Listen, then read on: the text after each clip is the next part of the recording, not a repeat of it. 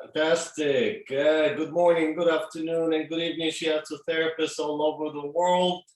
Another Friday, another great guest all the way from Ireland, talking about nutrition, shiatsu, and multimedia. Joanne Faulkner is our guest. Hello, Joanne. Hey, Michael, how you doing? Hello. I'm doing great. I'm so honored to have you on board. And I want to say thank you again for the books that you've sent me. I'm really enjoying them and already used some of the recipes in there. And it's always going to be a reference for not only for cooking, but also sexuality and sensuality, which is great. There's a good few exercises in there. There is a good few exercises in there. And to be honest, you've been on my vision board for a while. So like I did send you them kind of going, I really want to be on that podcast because I have just loved it. I have really loved it. It's been one of the things that I've really loved about having to stay at home and not have clients or anything like that. It's really brought me into a bigger awareness of the shiatsu community worldwide. And I have loved that. And I've really learned a lot from hearing everybody speak. Yeah, so you were on my vision board. I was like, I want to be there.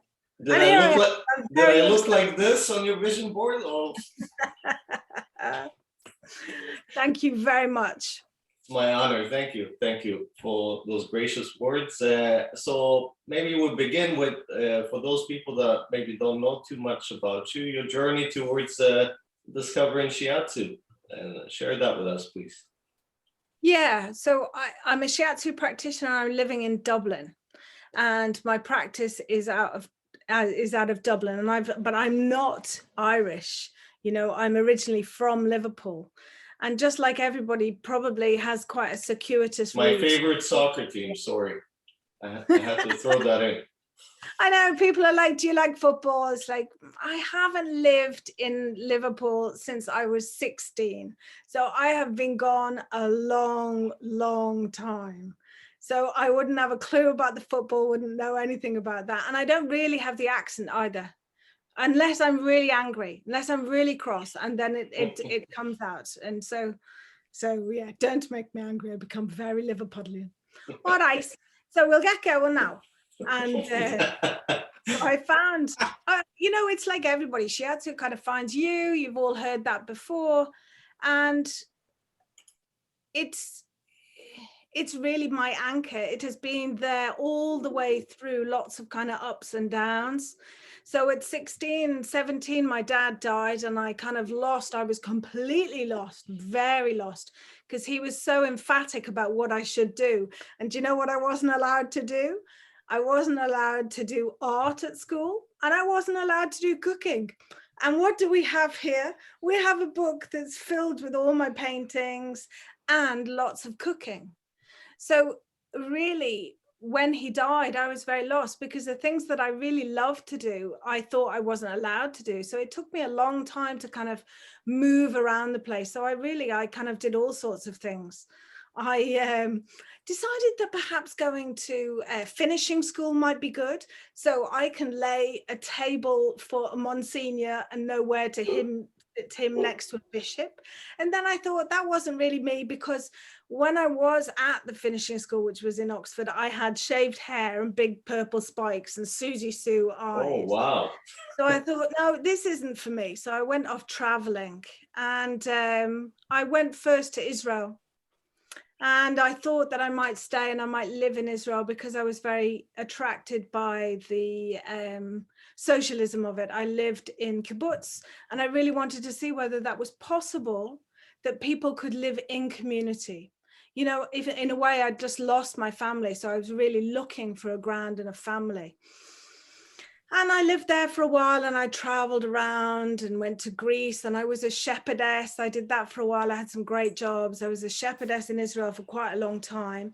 And I used to raise the lambs, yes. Not very ecologically conscious, but I raised the lambs. And then I went to Spain, and I was a fire juggler for a while as well. Wow. And eventually eventually, when I was living in Spain, somebody said, do you know what? I've got a flat and a cat in Dublin. Do you want to go and live there? And I went, yeah, okay. So I went to live in Dublin. And that's really when I started to find myself. I found Buddhism, Tibetan Buddhism, and I just came across Shiatsu. I kept finding books. Books kept finding me about Shiatsu. And so I did an introductory course with Seamus Connolly, who used to be in the Shiatsu Federation, the European Shiatsu Federation. I started Shiatsu with Seamus Connolly. And from there, then I did the full training, and I did it with Anne Dreschler. And Anne Dreschler, some people might know as well, she was a big macrobiotic cook. She was the first person to open a macrobiotic cafe in Ireland. She's Anne Dreschler Highland.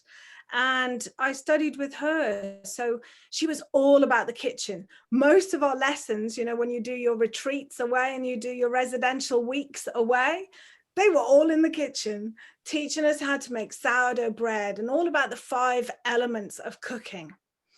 And that's really what speaks to me.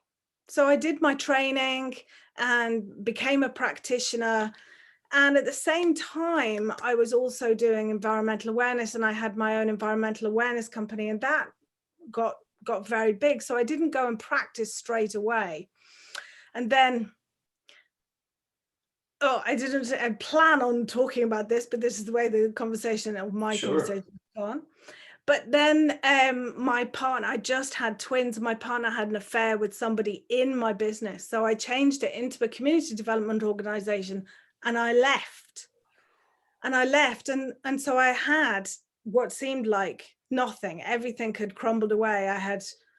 By this time I had 3 kids under 3, and I had no business, no job. And I think everybody goes at some point in that kind of midlife crisis. I was 36 by this point, and everything had gone. And the only thing that was left was Shiatsu. Wow. And so I started spending a lot of time painting again. And I thought, you know what? I can't save the world anymore. I can't do environmental awareness anymore. I'll just do it with one person. I'll save myself first with painting and cooking. And then I will just start small. And I just started to do Shiatsu again. And people asked me to cook for them. And so I started to use my 5 elements knowledge to cook for retreats for other people. And then that grew, and people asked me, well, will you teach me what you know? Will you teach me about cooking? And I'm really not fastidious. I am not like Anne, a macrobiotic chef, because I am much more kind of, cooking is magic. It's not necessarily chemistry. It's more alchemy than chemistry. Yes. Who knows what's going to come at the end of it? Yes, yes. So that's how the 5 elements and cooking and Shiatsu came about for me. I really was cooking for other people. People asked me to teach them. I then started to have classes. If anybody's here from this, there was an amazing community group, and I worked for them for like 5 years. And every term we would take 6 weeks, and we would do each of the meridian pairs and do the foods for them. In a 2-hour class, we would make stuff, we would eat it, and we would see which organs we felt, and we would discuss how we felt. And that's what the books are. The books came out of those classes and about the 5 elements. And really, food for me is when people come and have a shiatsu with me. Food is a way that I speak to them, and their body speaks to me. So it will be often they don't really want to tell me about what's going on for them, maybe the emotional underlying thing. But if they tell me that they are craving chips, and then I might say, what are you craving about the chips? What is it? Is it the salt that you put on the chips? Is it the vinegar? Or is it the comfort of the hot potato? So to really kind of look at the flavors. And obviously, if they're craving the salt, they want the kidney. If they're craving the vinegar, they want the liver. If they're craving that hot comfort, it's usually the spleen, or maybe it's just a yin food. So it's really, the food is just a pathway into the body. quite often people come because they think food is the problem. They got a problem with food and they think food is the solution. And that's not what these books are about. These books are about using food as a language to talk to your body. That's beautifully said. And you're right. A lot of people are very comfortable talking about food, losing weight, fixing their indigestion or their acid reflux or constipation, digestive problems are so common these days, and people are always comfortable starting there, and it's such a great medium. Uh, what do you find by writing those books? What have you found from your clients and from the people that you work with? What was some of the feedback? Well, some of the feedback definitely is, I'm not sure I should have called the second book Good Food, Better Sex. I'll just show you, just I in think case it's you a great title.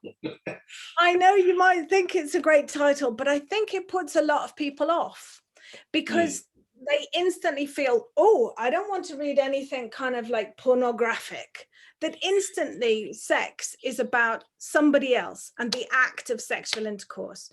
Whereas if you're familiar, as we all are, with Chinese medicine and shiatsu, you know that sexual energy stored right down in the lower dantian is really your juiciness for life. It's your real essence. And unless we can actually talk about that and discuss that, you're going to have so many problems around digestion, around menopause, around genital area. But, in my Qigong class every morning, there's not every morning, but lots of morning. I don't know if you're ready for this, but we have, you put your hands on your hips and you circle. You start with your sacrum and you circle. So you imagine, especially as a woman, you have a wooden spoon in your vagina and you are stirring a pot of porridge, and you get bigger and you stir the pot bigger and bigger and bigger. So we have to be able to say the words and talk about sexual organs and sexual energy. It's not about the act of sexual intercourse. And so that book, the title, sometimes people are like, oh, well, that doesn't occur to me. That doesn't apply to me. My sex life is very good. I don't want to discuss it. Thank you very much. But so that was one aspect. And two, I wrote the book because I had clients that were coming to me I had male client that came and had diabetes. And quite often male clients come to me, obviously, before I wrote the book, just because maybe that's in my energetic field, that they would come with sexual issues. So this guy was coming and he was diabetic and he had problems with erectile dysfunction. And I had a few more guys that would come and think that I could prescribe them some kind of snake powder or press a certain point and things would get better. Yes. And it's just really not how it goes. But that was the catalyst that I thought, you know what, I could really help these guys with problems. And then obviously I'm 53, so I can help women with menopause. That was another sexual problem. And then the book just kind of grew. And as it grew, I really realized that actually it was a very healing book for me, that this kind of idea of shame needed to be brought out and put in a book and literally put on the kitchen table to have a discussion about. Where do we feel this shame?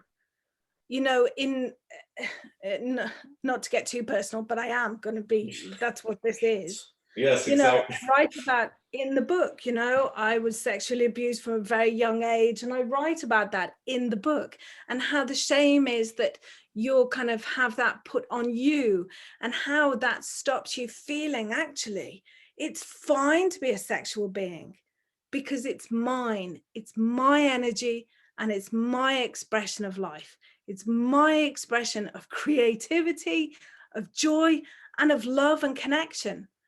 But often with that shame, either from abuse or schooling or media, whatever it is, and it's all in there, there's a shame around it. So I just wanted to kind of literally open the pages and, like you say, Who doesn't want to talk about food?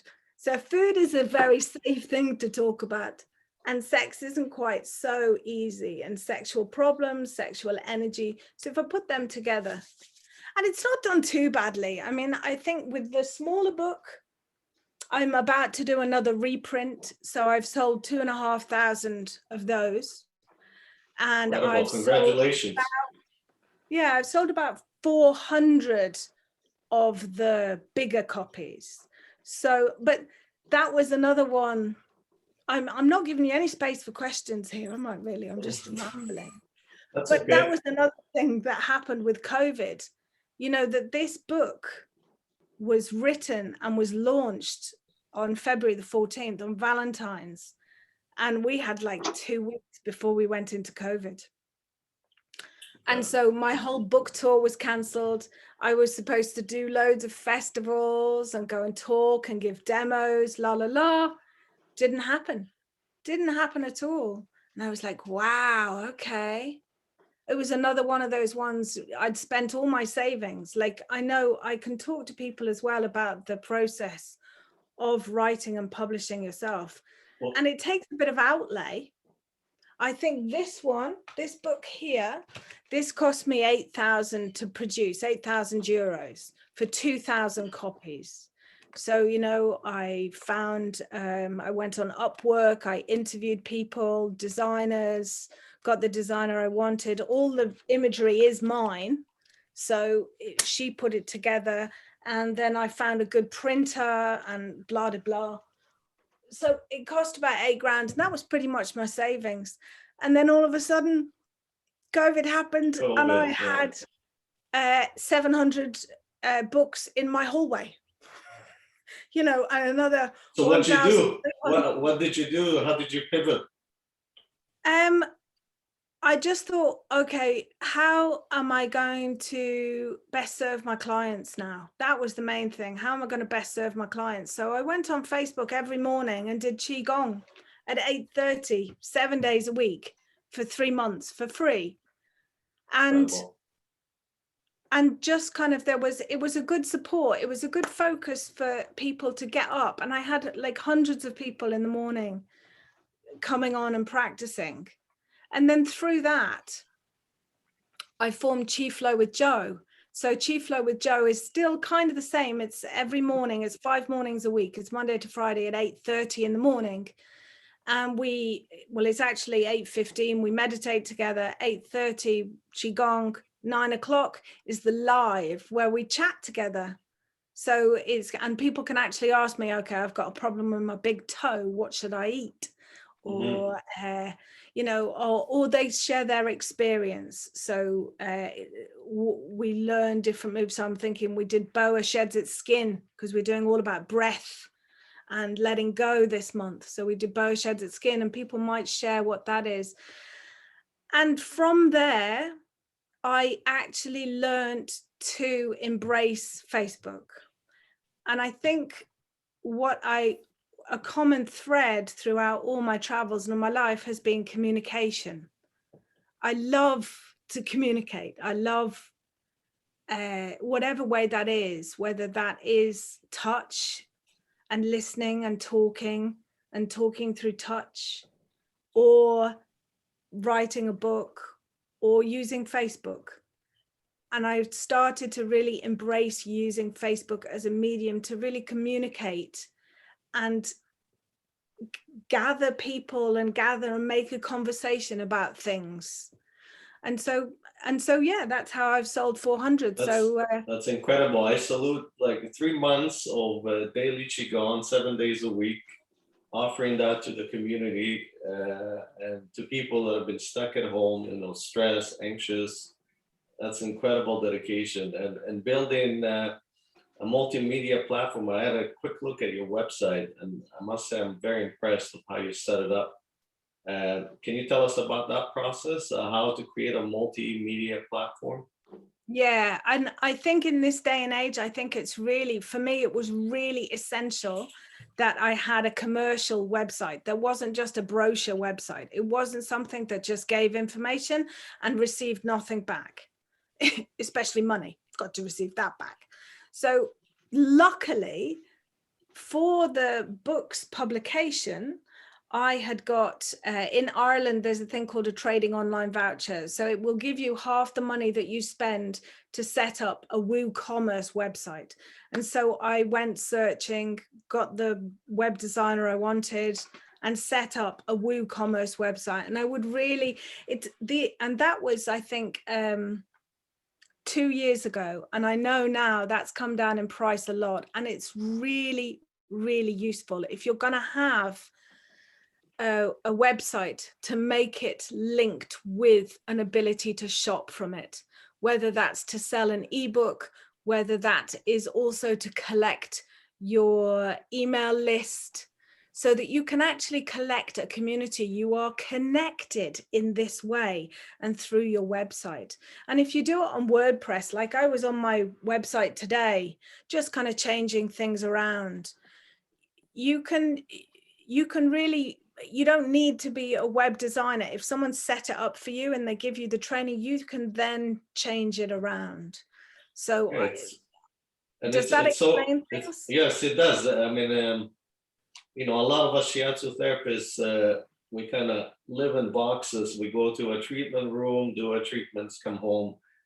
And the pandemic has showed us, to many of us, how versatile we are, how much knowledge we have, how much we can share, even with a medium like social media or Zoom. And it's so important to widen the reach that we have and connect to these platforms, both from a professional point of view, but also from you know, financial point of view, and positioning yourself as not only a therapist but as an educator, and finding ways to monetize that. And that's such a great example of doing it, because we have so many tools to share. We have so much knowledge to share with prospecting patients and other therapists. And your example is such a great example of how to do it. And these days with websites, more and more platforms are coming in that make it so intuitive and so easy. So when you think about redoing your website, I totally agree. Make it a website where people can purchase your knowledge, your tools, and have more, and also have a portal where you have more access to hundreds, if not thousands, of possible prospects. Absolutely, because marketing sometimes is seen as like a dirty word, that it almost diminishes your work if you market it.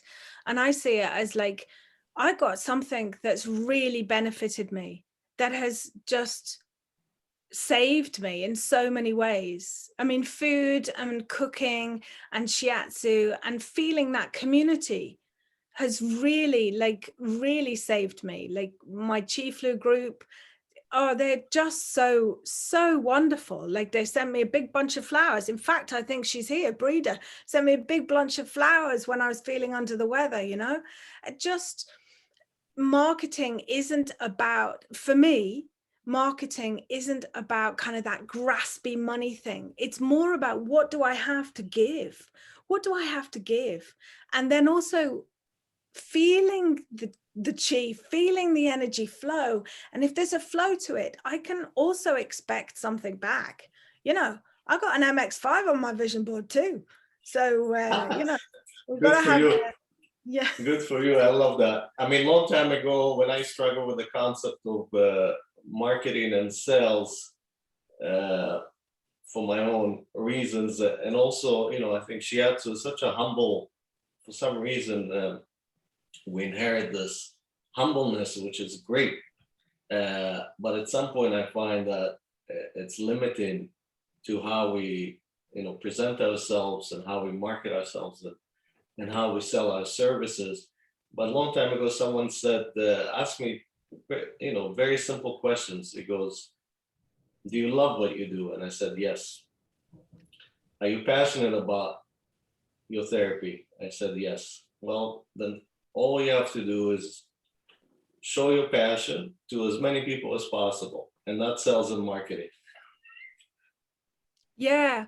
And then also I find really I've had to just let go of my own personal expectations, who I think I am as Jo and who Jo is going to market herself as, because actually everybody sees it as very different. And I've had to, like, I thought that I was going to be, you know, doing loads of things with the book, and I was, you know, I had a whole different vision board at one point.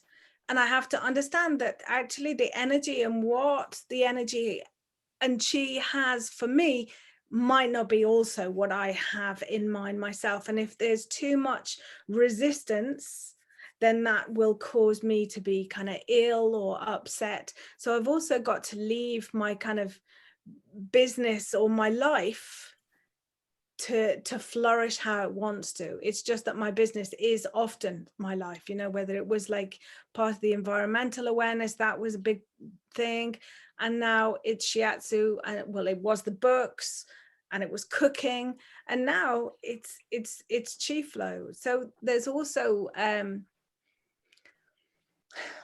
you know, letting go of who I think I am as well. It's kind of like a delicate frisson Yeah, friction. kind of, Yeah. yeah, about kind of marketing who I am, but then actually still letting go of who I am, you know. Hmm.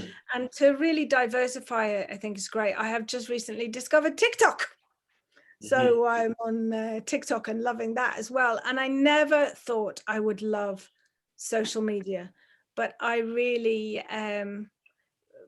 since COVID have really embraced it, and in that way looked at what might be people's pain points. So I see a lot of websites that tend to be, I do this and this is what I can do for you. But actually, when you actually talk to people and engage with them, then they might actually have something else that they need from you. I can't automatically assume what my client needs. And it's the same on the multimedia platforms as well. You know, not assuming what people need, often asking what they want, what they need. You know, people say, oh, my online course isn't selling. And it's like, well, did you ask people if they wanted that first? Did Hmm. you find people who wanted what you're offering? I mean, sometimes, I mean, that book, I didn't ask if anybody wanted a book about sex, to be fair. I mean, I'm saying that, and I didn't ask that. But like I said, that book ended up just being a real journey for me to put my own experience about sexuality and sexual energy and shame on the table. Beautifully So I'd said. love to hear anybody else's thoughts or questions as well. Sure, if Because we anybody don't really has. talk so much about sex in Chinese medicine, and yet sexual energy is at the core of everything. Sure, we Well, wouldn't be here. I mean, I'm also happy that you're courageous enough to share your past trauma around sexual abuse, and working myself with many people that have been traumatized. Sexual abuse, both for men and women, is it's prevalent today in our Western society. You know, and It's a sacred wound. For me, it's really sacred. It's like it it has almost kind of allowed me to open up even more. Once I turn and face it, I open up even more and more to being that girl, and that girl with such joy for life, you know. And it's when I work with that, it just opens more layers and layers and layers and layers. So actually pretty controversial, but I'm actually really grateful. And I suppose that just means I'm just actually really grateful for the whole of my journey. So, and yes, that was part of absolutely. it. I will say our pain is an opportunity, right? Opportunity to unfold Always. into a true self, true nature. Beautifully shared. I wanted to talk to you about, like for example, yesterday, I've been working with a patient who has suffered over the last few years and really isolated herself uh, in her home, not just because of COVID, because of other life events. And she's starting to come around. And one of the first things that I've been trying to emphasize with her is is, you know, proper nutrition, cooking for yourself, right? And it's not about just making shakes, although they're great, or making powder drinks. It's about what your book here says, you know, the art of conscious cooking, right? And there is an art to it, you know, it's about the energetics of the food, right? And that's what I try to convey to her. Can you speak more to that? Yeah, I mean, fundamentally, the way in which we eat is more important than what we eat, for me personally. But it's like Chris and I were having, Chris gave a talk on Wednesday on becoming breath. And it is only when you know the structure can you then let go of the structure. So for somebody who is just kind of coming into it, I would just really ask them, what is it that you crave? What is it that you love to eat? And actually kind of stimulating the appetite and stimulating the desire and stimulating the engagement with food. And then you parent yourself. You know, if I ask my children, you know, what do you want? You know, you would guaranteed they say pizza. But like if I let them have pizza 7 nights a week, I wouldn't be a very great parent because I'm not parenting them. So we have to kind of parent ourselves. So it's about kind of using, how am I feeling? How am I feeling? What would I really love to eat? And often if you give yourself that time, you either have a memory of something that you've eaten that you really liked, or you can see something in front of you, maybe a color comes to mind, and it will guide you to what is good for you right now. Now, if it is, like I was saying before, if it is kind of chips, then, and you have got a knowledge of the 5 elements, and you can kind of go, okay, well, what is it in the chips that I want? What is it? Is it that comfort food? Is it the vinegar? Then you can go and you can look at, okay, so if it is the sour flavor, I know that actually there's something up with imbalanced in my liver. And then when you've got those, I mean, the 5 element system is really very simple. But is it simple to connect with your body? So just by asking, how am I feeling? And then if you get a picture of a pizza, you're kind of like, well, okay, what is it that I want? Is it the bread? Is it the carbohydrate? Is it the hot? What can I do? How can I love myself more? How can I love myself more? You know, Beautiful. so the food is really the in to how we're feeling, you know, and there's some standard things. I don't know if that really kind of answers your Yeah, question. yeah. It takes me back again to that same client yesterday, and it started with, you know, all of a sudden she said, I have this knee pain and my ankle hurts, and I don't know why. I really haven't done anything. I haven't really exercised. I don't understand. And I was working on touching the knee. I said, sugar, too much sugar. And she said, her eyes opened up, you know, like a child that has been, you know, Yeah. hiding and eating their sweets every day. I said, yeah, it was gummy bears. I've been eating gummy bears every day. And now, you know, we had our Thanksgiving here. So it was pumpkin pie, chocolates. So I said, well, it's the sweet that you're craving. So what is it about the sweet that you're craving? You know, what does that sweet give you? Comfort, joy, sweetness of life, right? Which I've been missing. So I said, well, how can we get those maybe from different foods? What's coming to you? Well, I've been drinking this chai tea every morning, and it's been really comforting me. So what is it about the chai tea? Is it the spices? So we got into the spices, and that led to, okay, how can we use those spices in your cooking? What can you make? And maybe we can add some root vegetables, you know, for your bowels, because you've been constipated and irritated in the bowels. So maybe some pears and apples for your lungs, and using those spices. And she got all lit up. And you said, like you said, the parent came in, and she was already making plans of how she's gonna do it and go shopping. And so I totally get that. And then at a later date, like it's just, I remember watching your interview with Nick Pohl and clean language.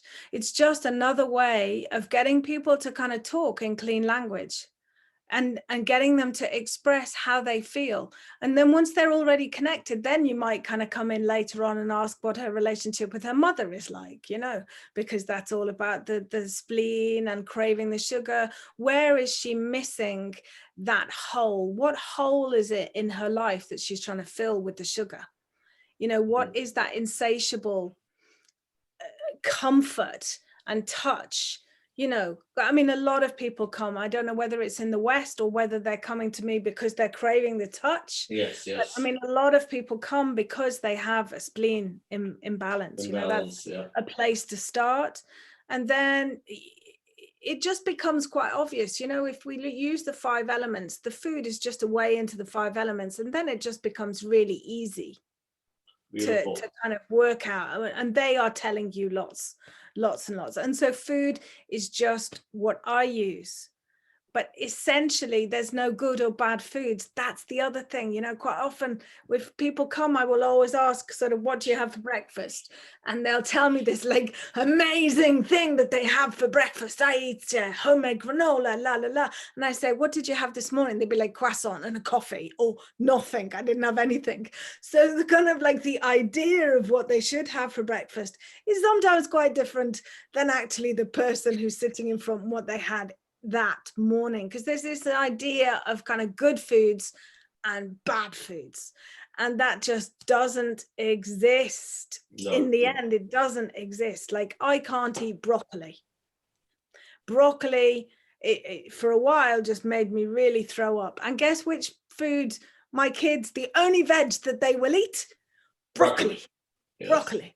So I can't eat. So it doesn't mean that broccoli is bad. It's just not, it just doesn't suit me at this time. There was a time when I was younger and I could eat broccoli, and then something happened with my stomach and I can't eat broccoli. And I actually was in Mexico and I picked up the Heliobacter, and yes. I was in severe pain for quite a while until I got that kind of regulated. And funnily enough, it's all gone, but I can't eat broccoli. It's just left me with this thing of broccoli. So there's nothing wrong with broccoli. It just doesn't suit me at this time. So it's kind of working out what suits you. Same as some people can't eat shellfish. It's not that shellfish is bad. It's just that your body doesn't tolerate it. So, you know, the food isn't the problem and the food isn't the solution, but it's a really wonderful, juicy way of kind of chatting about things. Don't we all love food? Said. Yes, we all love food. You're right. I wanted to share your website here, if you don't mind. So I'm going to put it on the screen. There it is. Because I just thought it was great. And here's your art here. Beautiful art. And you live by the sea, you said? Yeah, I do. Now that is where I used to do my retreats. That's in Wicklow. There you go. We got a bit of seaweed. I'm big into seaweed. Massive. I've been eating a lot of seaweed recently. Yes. That's the Lord Mayor of London, of Dublin. So there you go. And I wanted to show here how versatile it is. So you got your offerings here, right? How to connect with you. So you got the Chi, Flow with Joe, Work with Me one-on-one. Shiatsu. It's so funny that you're showing that, because I've actually just changed that today and I couldn't work out how to make those 4 boxes look even. And I thought, I'll do that on Monday. I'll sort that out properly on Monday. And I thought, nobody's going to see it. Well, expect the unexpected here on Everything Shiatsu. Yeah. Chris can attest to that. Here, I want to show also the shopping option here. And I don't know if everybody can see that. There we go. If you click on the shop heading, you'll get the drop down. So it's kind of easier. Like that's everything in the shop. So it's quite a lot. I wanted to show everything because I thought this was the brilliant part. Because you had, you know, even little things for sale here. You know, 10, 15 pounds. And you got your offerings. I thought it was such a great way. And even one for, what is it, 10 cents? Yeah, well, that's a really lovely thing. So the Chi Flow group, there's 240 of us, and they donate into a fund so that if anybody wants to do Chi Flow for a month and they don't have the funds to do it, it's there for them. So the Chi Flow group themselves pay it forwards. And so if they know somebody in the Chi Flow group knows somebody that thinks they will benefit from Qigong every morning, they click on that link and they can get Chi Flow for a month for free. So it's a really, and that came out of the Chi Flow group itself. One of the women had got left some money and she donated it into the fund. She wanted to pay it forward. I mean, it just, the love blows me away. So, you know, marketing doesn't have to be grabbing, it's really giving. Yes, I mean, when I had my center with what do you call it? Karma days, and patients will also donate money for people that couldn't afford the treatments, and finance some of those people. It's incredible. Yes, I did get a bit of publicity in the book before we went into lockdown. I got 2 weeks of publicity. Well, great. I just want to share it with everyone because I thought it was a brilliant website, a robust website that really is interactive and a great way to monetize your skills, your knowledge, your books, your workshops, and your platform. And that's what it is. It's a multimedia website, really. Yeah, if you click on what I do and you go to the drop down there, go to Chi Flow with Joe. I think that's the page I like. That's the page that gets the most traffic. And so does it get the most traffic because of what you're doing on Facebook? Yeah, but mainly because of what I do on Facebook. And so I changed this up lots. It's really easy to change up on the back end. It's just a Divi WordPress site. So if you're looking for somebody to, you know, if anybody here wants anything about websites or they're looking for a website designer, you know, not that I could design the website, but I could tell you what I have, or you could even point them in that direction. And I change it up lots. I put different videos on it. If you scroll down, you can see there. My biggest thing is that people then, when you scroll down a bit, you'll see that there's somewhere here to get a free class. And you enter your email, and then I grow my email list. So my email list, I think, is 2,000 now. And so it's good. It feels like you're not, when you do send an email out. I mean, probably out of 2,000, I think I probably get an open rate of 30%. That's pretty good, because the average is around 20%, right? So to get a 30% open rate, that's above average. Yeah, so I'm pleased with it. I'm pleased with it. Good, and it works. It feels like when I share something, it's not just kind of going to nowhere. Chris McAllister, who is here, was one of your more recent guests. Maybe Chris, can you give us some feedback on the Chi Flow and the audience and how it went? It was wonderful. It was a really nice crowd, very relaxed.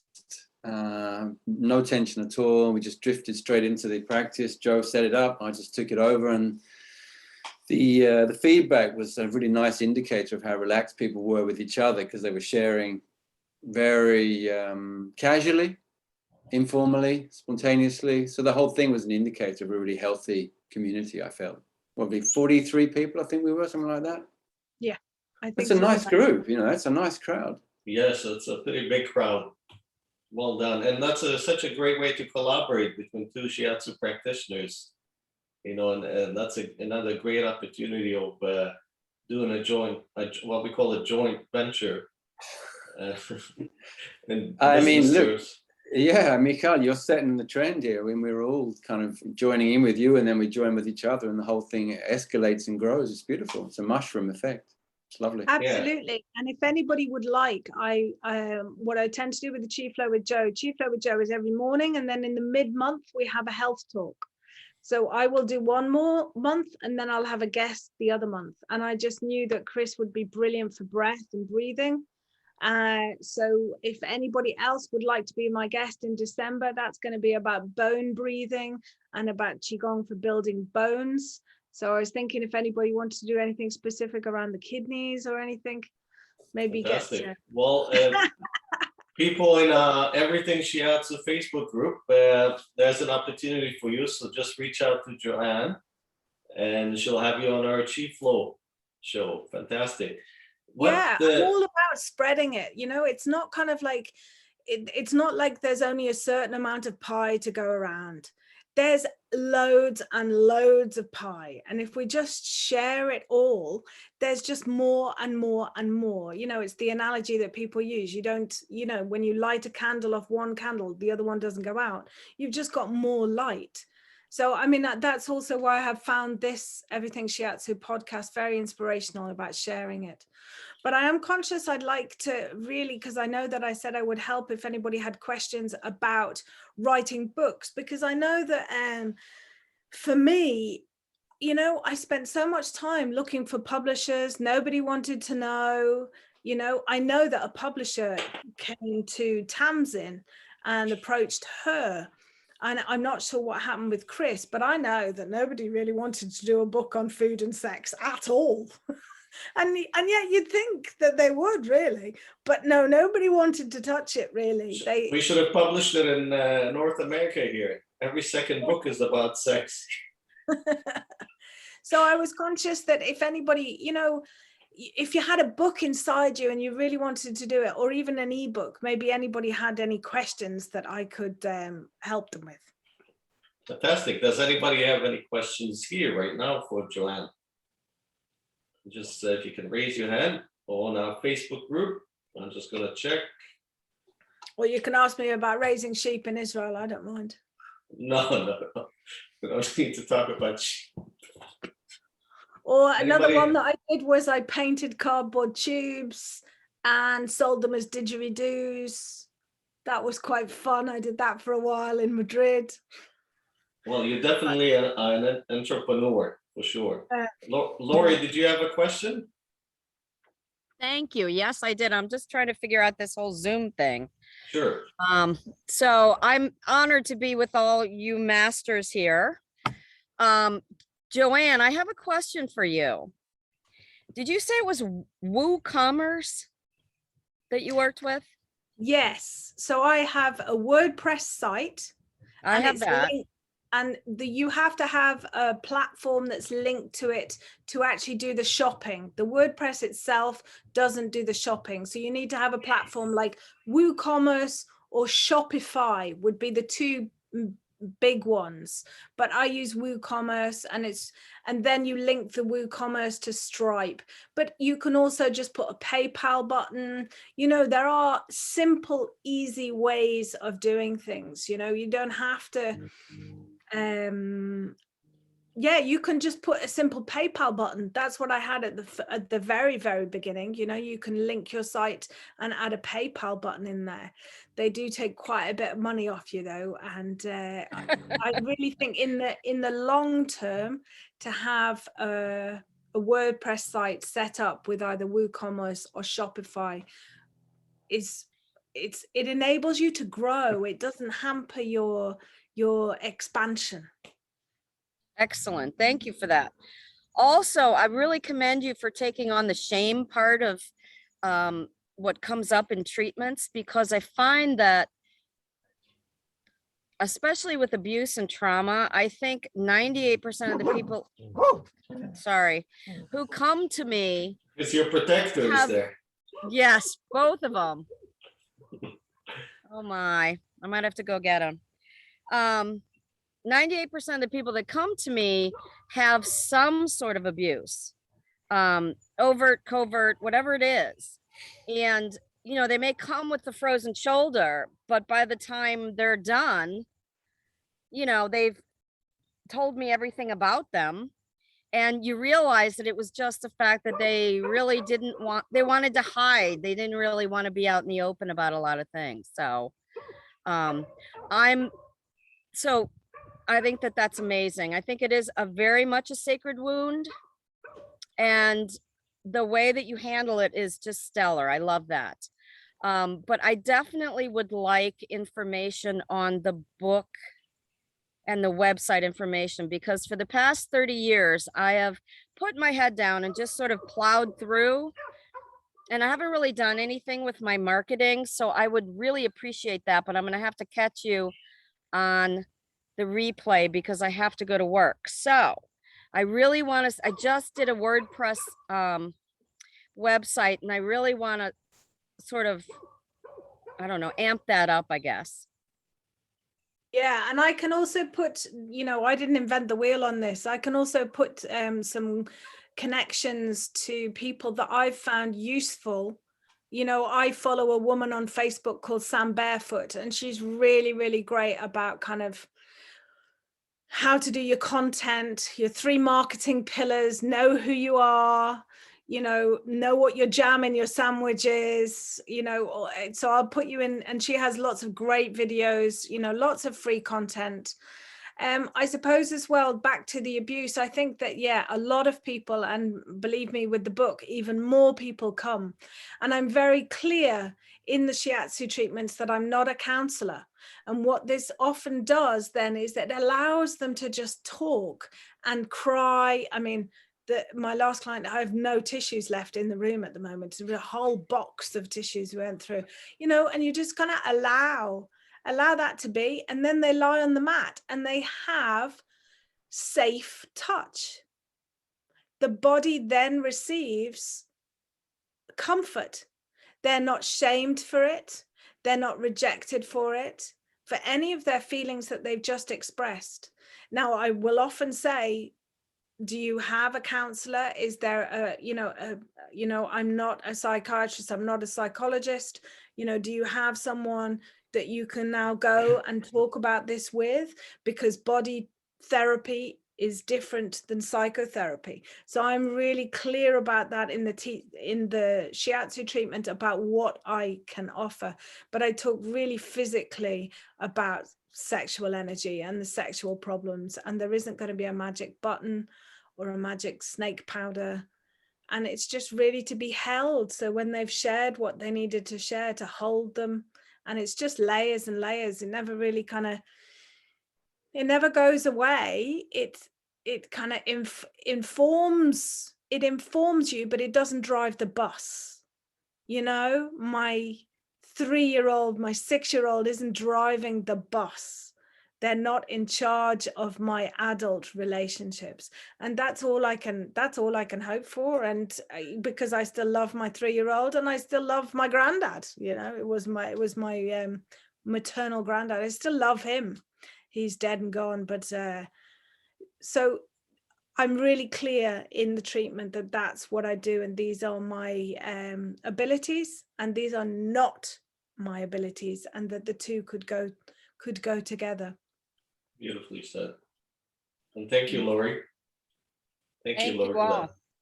Yeah. Yeah, so I'm sure that I will think of something to share all the links. I might put them on the Everything Shiatsu page or on my page or something like that, and maybe sign up. No, I probably won't do them in a newsletter. I'll think about it. Yeah, we'll add those links in so people can get in touch with you. Yeah, buy the book. Yes. Let's see the books again. Yeah. So this is the big one, and I think this one, I just decided this was going to be really my life's work, that this was going to be. So you have a lot of my paintings. So that one would be one of my paintings. You can't see that. Let me see. I love the pictures and the recipes. Yeah, I love the pictures and the recipes. So this would be some of the kind of artwork, and then all the poetry is mine as well. So it's kind of like, I thought, I'm only going to write one book. I'm not doing this again. So I'm going to do it completely. So some of the things that I do really like in here, and it took a lot of getting these together between myself and the designer, was the 5 elements. So this is one of the 3 infographics in the book. That was that.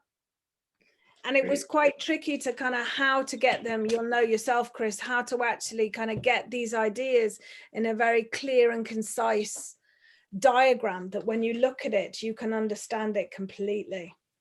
So we go into more detail in that one and actually discuss which of the foods and which have colors and flavors and times of year and all the 5 elements.